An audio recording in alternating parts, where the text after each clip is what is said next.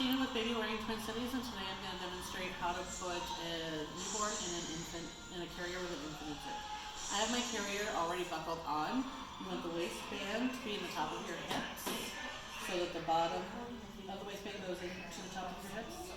And so the way the baby is supported in your hips versus your shoulders.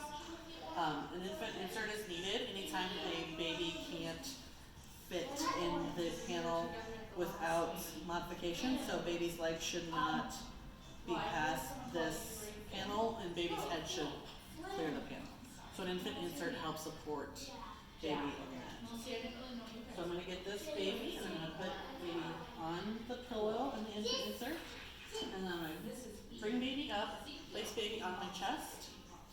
Baby's legs are going to go to either side of the pillow and straddle, and the pillow's going to go in the bottom of the panel there.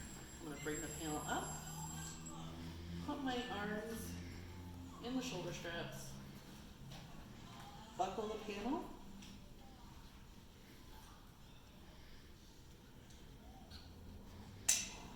and I like to keep the straps loose so that I can tighten and after I buckle. So then I'll tighten it down.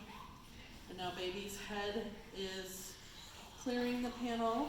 I can see baby's face, their chin is off their chest, and their legs aren't hyperextended or sticking straight out. Thank you.